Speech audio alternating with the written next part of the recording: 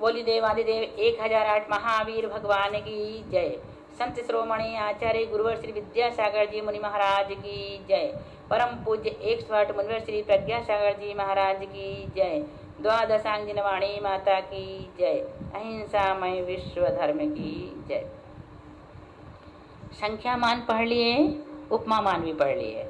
आज 14 धाराओं के नाम देखें। 14 धारा, ये सब जो विषय है ना, ये इसलिए यहाँ पर बताया जा रहा है क्योंकि जीव कांड और कर्म कांड में कुछ ऐसे विषय होते हैं जिनको इनके माध्यम से समझा जाता है। मीन्स संख्या मान, उपमा मान आदि के द्वारा समझा जाता है, क्योंकि उसमें जो संख्या प्रणाली है वो कुछ कठिन है, इतनी अच्छी से समझ में नहीं आती। इसलिए हम चाह रहे हैं कि आप उसे अच्छी तरह से समझें। उसके लिए संख्या मान, उपमा मान को भी समझ लें। इनके माध्यम से आप गणित को, जैन गणित जो है, उसे अच्छी तरह से समझ पाएंगे। हमारे पंडित साहब जी, रतनलाल जी शास्त्री, जो इंदौर में निवास करते हैं, उनके कुछ वीडियोज हम अपलोड कर रहे हैं। वो शाम को 6 बजे से 7 बजे तक उनकी वीडियो बनती है। आप चाहें तो उसी समय इसका लाभ ले सकते हैं फेसबुक के माध्यम से। जो सिद्धांत के कठिन विषय हैं, उन कठिन विषयों को उदाहरण के माध्यम से सरल भाषा में आसानी से समझाते हैं। हम चाहते हैं कि आप उनका पूरा लाभ लें, क्योंकि वो सामान्य विद्वान नहीं, प्रकांड विद्वान हैं। उन्होंने सिद्धांत के विषयों को सरल से सरल शब्दों में उदाहरण के माध्यम से हम जैसे लोगों को, अल्प बुद्धि वालों को बहुत अच्छी तरह से समझाया है। और यदि आप समझना चाहते हैं तो प्रतिदिन शाम को 6 बजे से 7 बजे तक जो उनकी क्लास चलती है, उन्हें आप सुने और सुन करके समझने का प्रयास करें, क्योंकि इतनी आसानी से पंडित साहब का विषय लोगों तक नहीं पहुंच पाता। कुछ उनकी किताबें प्रकाशित हुई हैं, लेकिन प्रत्येक लोगों के पास वो किताब नहीं पहुंच पाई है।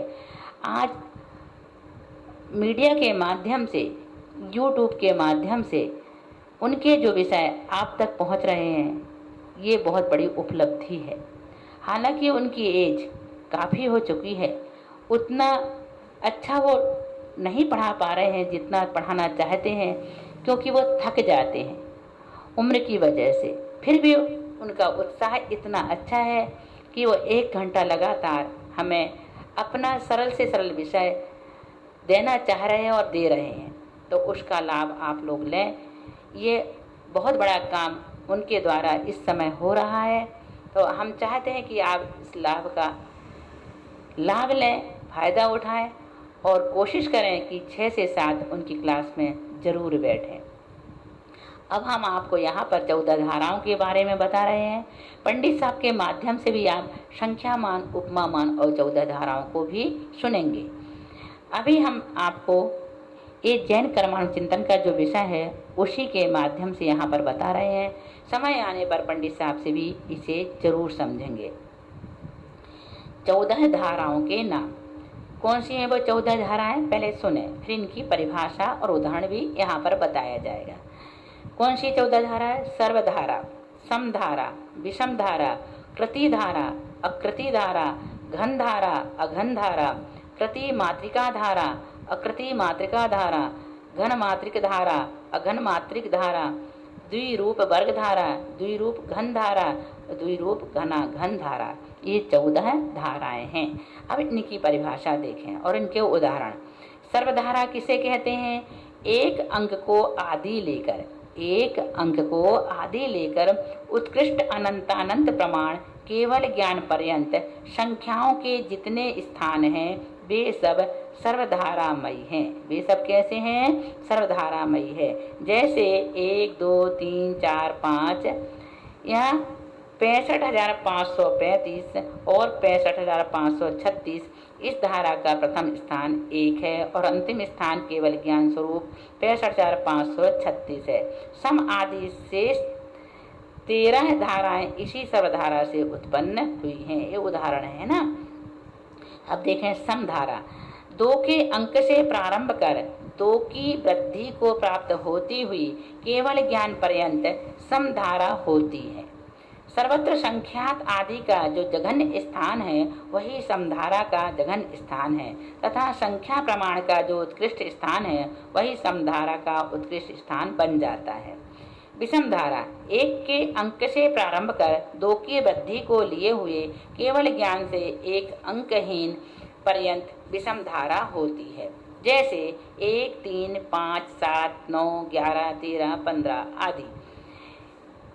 65,531, 65,533 और 65,535 केवल ज्ञान के अविभाग प्रतिच्छेदों का प्रमाण सम 65,536 संख्या स्वरूप है। अतः विषम धारा का अंत स्थान केवल ज्ञान से 1 अंकहीन 65,535 होता है। कृति धारा 1, 4 आदि केवल ज्ञान पर्यंत कृति धारा होती है। केवल ज्ञान के प्रथम वर्गमूल पर्यंत जो वर्गमूल हैं उनका वर्ग करने से जो राशियां होती हैं वे ही इस धारा के स्थान हैं। सर्वत्र जघन स्थान जो कृति रूप ही हैं, जघन स्थान के वर्गमूल में से 1 घटाकर उसकी कृति करने पर अपने से अधस्तन का उत्कृष्ट भेद प्राप्त हो जाता है। जैसे कृति नाम वर्ग का है। जो संख्या वर्ग से उत्पन्न है अर्थात किसी भी संख्या का परस्पर में गुणा करने से उत्पन्न होती है वह प्रतिधारा की संख्या है। जैसे 1 गुणित 1 बराबर 1, 2 गुणित 2 बराबर 4, 3 गुणित 3 बराबर 9, 4 गुणित 4 बराबर 16, 25, 36, इसी प्रकार से आगे भी लगा लेना है ना। अब देखें 1 से प्रारंभ कर 1 की वृद्धि करते हुए केवल ज्ञान के प्रथम वर्गमूल तक के समस्त वर्ग स्थान इस धारा के स्थान हैं। कृति धारा के स्थान को तत्पद कहते हैं और वह पद केवल ज्ञान के प्रथम वर्गमूल की संख्या प्रमाण है। अब आकृति धारा जो संख्याएं स्वयं किसी के वर्ग से उत्पन्न नहीं होती वे संख्याएं आकृति धारा की हैं। कृति धारा की संख्याओं के अतिरिक्त 2 से प्रारंभ कर 1 कम केवल ज्ञान पर्यंत की सभी पर संख्याएं आकृति धारा की हैं।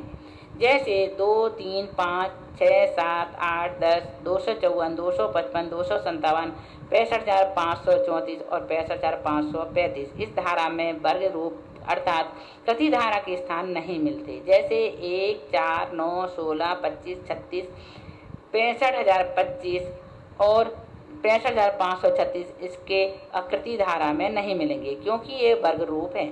सर्वधारा के स्थानों में से कृति धारा के स्थान घटाकर जो शेष रहते हैं वे आकृति धारा के स्थान हैं। घन धारा 1 और 8 को आदि करके केवल ज्ञान के अर्धभाग के घन मूल से ऊपर जो घन मूल रूप स्थान प्राप्त हों उसको केवल ज्ञान के अर्धभाग के घनमूल में मिलाने से जो स्थान बनता है उससे आसन्न घनमूल कहते हैं। इस आसन्न घनमूल का घन ही इस घनधारा का अंतिम स्थान है। विशेषार्थ किसी भी संख्या का 3 बार परस्पर गुणा करने से जो संख्या आती है वह घनधारा की संख्या कहलाती है। जैसे 1 गुणित 1 गुणित 1 बराबर 1, 2 गुणित 2 गुणित 2 बराबर 8, 2 दूनी 4, 4 दूनी 8, इसी प्रकार से लगा लेना। इस प्रकार अंत स्थान आगे जाकर केवल ज्ञान के अर्धभाग का घन मूल प्राप्त होता है।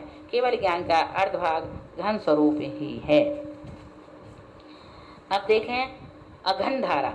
सर्वधारा में से घन धारा के स्थानों को कम कर देने पर केवल ज्ञान पर्यंत समस्त स्थान अघन धारा स्वरूप ही होते हैं। जैसे द्विरूप वर्ग धारा का द्वितीय स्थान 16 है और चतुर्थ स्थान 65,536 है, जिसकी वर्ग शलाकाएं क्रमशः 2 और 4 हैं जो समरूप हैं। अतः 16 का अर्धभाग 8, 2 के घन 2 गुणित 2 गुणित 2 स्वरूप है और 65,536 का अर्धभाग 32,768 अर्थात 32 के घन स्वरूप है। इसी प्रकार से और भी आगे लगा लेना। अब वर्ग मात्रिक धारा जो संख्याएं वर्ग को उत्पन्न करने में समर्थ हैं उन्हें वर्ग मात्रिक कहते हैं। इस वर्ग मात्रिक धारा के समस्त स्थान सर्वधारा सदृश ही होते हैं। इस धारा की अंतिम राशि केवल ज्ञान का प्रथम वर्गमूल है। 1 से प्रारंभ करके केवल ज्ञान के प्रथम वर्गमूल पर्यंत जितने स्थान हैं उतने ही स्थान इस धारा के हैं। मान लो अंक संदृष्टि में केवल ज्ञान का प्रथम वर्गमूल 5 256 है। अतः इस धारा में 1 2 3 4 5 6 7 8 252 253 254 255 और अंतिम स्थान 256 है। यदि इसके आगे एक भी अंक अधिक 257 ग्रहण किया जाएगा तो उसका वर्ग केवल ज्ञान से आगे निकल जाएगा। इसका ध्यान रखना। अब अवर्ग मात्रिक धारा, जिन संख्याओं का वर्ग करने पर वर्ग संख्या का प्रमाण केवल ज्ञान से आगे की निकल जाता है, वे सब संख्याएं इस अवर्ग मात्रिक धारा में ग्रहण की गई हैं। इस धारा का प्रथम स्थान एक अधिक केवल ज्ञान का प्रथम वर्गमूल है, अंतिम स्थान केवल ज्ञान है तथा मध्यम स्थान अनेक प्रकार के हैं। इस धारा के समस्त स्थान केवल ज्ञान के प्रथम वर्गमूल से रहित केवल ज्ञान प्रमाण हैं। जैसे 257 258 259 260 6534 6535 और अंतिम स्थान 6536 है। इस धारा में केवल ज्ञान के अर्धच्छेद वर्ग शलाका का और वर्गमूल आदि नहीं पाए जाते।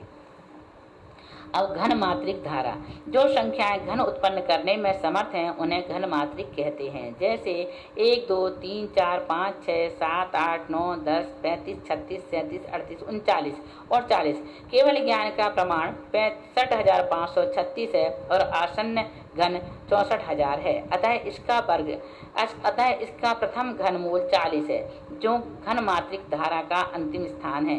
इस धारा में केवल ज्ञान का द्वितीय वर्गमूल तो पाया जाता है, क्योंकि उसका घन केवल ज्ञान के प्रथम वर्गमूल से गुणित द्वितीय वर्गमूल होता है, जो केवल ज्ञान से कम है। किंतु केवल ज्ञान का प्रथम वर्गमूल नहीं पाया जाता, क्योंकि इसका घन केवल ज्ञान से अधिक हो जाता है।